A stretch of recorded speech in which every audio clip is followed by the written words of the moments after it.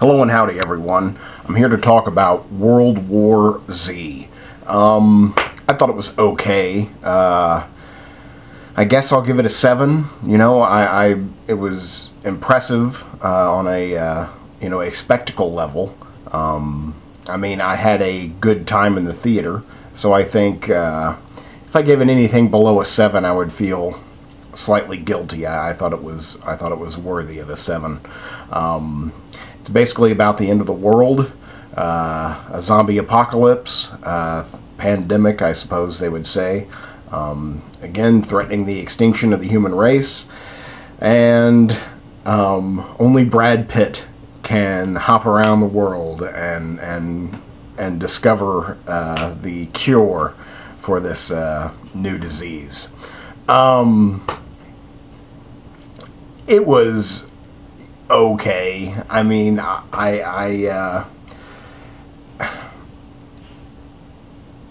felt up and down. I felt up and down. It would lose me, but then it would get me back. But then it would lose me again. But then it would get me back. So it was just like a tug of war. A tug of war between boredom and the film. And I think the film mostly won out. It was okay. The acting was good. It was well shot. I appreciated how a lot of the effect scenes were in broad daylight. I think it's brave to put a big special effects heavy scene in broad daylight. They're not afraid of it looking like a cartoon. I don't really mind that it looks like a cartoon, really, because it's not actually happening. It's not an actual zombie apocalypse. That's a little off subject, but that's kind of the one thing I was disappointed with Pacific Rim, is that all of those spectacular giant monster, giant robot fights happen at night and in the pouring rain, and it's a movie about giant robots and monsters fighting each other. We know it's not real. It doesn't have to look totally real. We can put up with a little cartoony effects as long as we get some beautiful daylight shots. World War Z is definitely not afraid to do that. A lot of its large action pieces are set in well-lit areas and or broad daylight. And when it does take place at night, when the action happens at night, that's when it's actually pretty scary. Again, I felt up and down about it. I was pulled in one way or another. I was briefly scared. It seems like I was briefly everything. I was briefly entertained. I was briefly scared. I was, briefly laughing. But on the other hand, I was briefly bored. Whenever I got bored, it always would do something to pull me back in. So it was occasionally thrilling. It was very well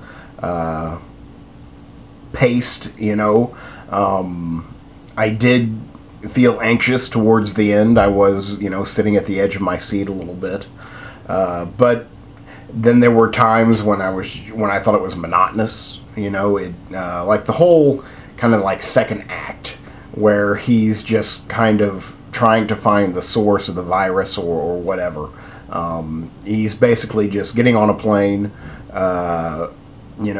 having a zombie encounter, learning that the answer to the riddle is not there, and then getting back on the plane, escaping zombies. And that seemed to happen, again and again, which is fine. I guess that's what would happen, but it just kind of felt like monotonous. Also, it didn't do too much in the way of character for me. Brad Pitt is Brad Pitt. I don't think that I got like a good sense. Well, he's like the only character in the movie, it seems. That no one else was really fleshed out. Like even his wife and kids are just kind of props. And I never felt like I got to know the character, that character. He's also, I think, the only actor I could tell you in the movie. It's Brad Pitt, though there are several other faces. They're not in it too long, and I can't tell you who else is in it. But all the acting is fine. Brad Pitt's always good. I mean, he's Brad Pitt. All the acting was fine. For what it is, it was fine. I like the zombies. These are like the fastest zombies yet. I don't really know how I feel about fast zombies, but these are like hyper fast, like just all adrenaline, just pumping. Again, if you're not into the fast zombies, then you're not probably going to like this, because again, these are the fastest ones yet. I go back to that scene at night when they're like on a runway and you can't see them but you can hear them. It was probably the best, and that's like the scariest, best scene of the movie probably. Just zombies just running out of nowhere. You can't see them until they're right on top of you.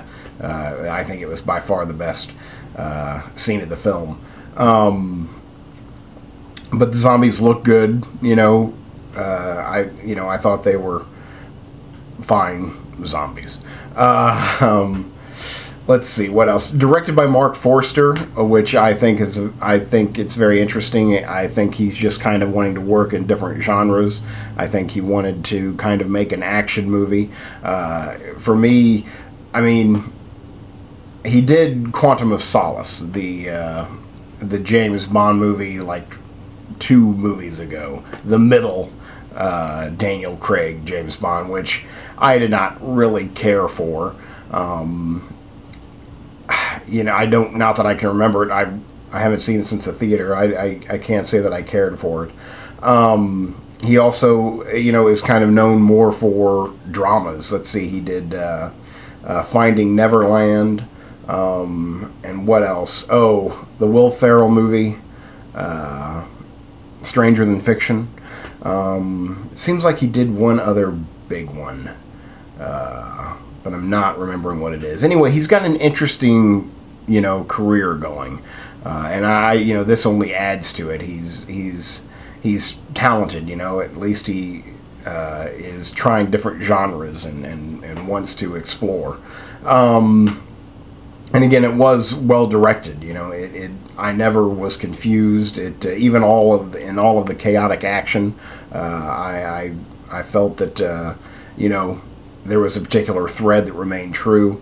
So I never felt lost. I never felt lost. And again, I guess that manipulation of losing you and then bringing you back in is quite skilled, but I don't know. I don't feel that you should ever lose me. There was a point maybe within the first half hour where I was just like, what is going on? I didn't give up on the movie, but it was just like I didn't understand why that had happened, and it just left me befuddled. I don't want to talk too much about it because I don't like spoilers, but I'll put it this way. There was a character who I thought was going to be very important, is not, and that's quickly realized. And I was just like, oh, that's a waste. Well shot. I mean, it looked okay. Kind of all the same, yellowish, orangish hues out in the daylight, and inside it was blue and white. It looked good. It looked good.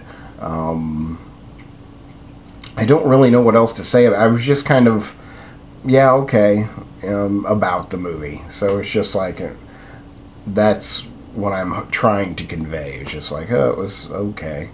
I don't really know what else I want to say about it. Yeah, so there you go. I think I've probably said enough. So that's World War Z, the new film from Mark Forster, and I give it a solid 7. Thank you much.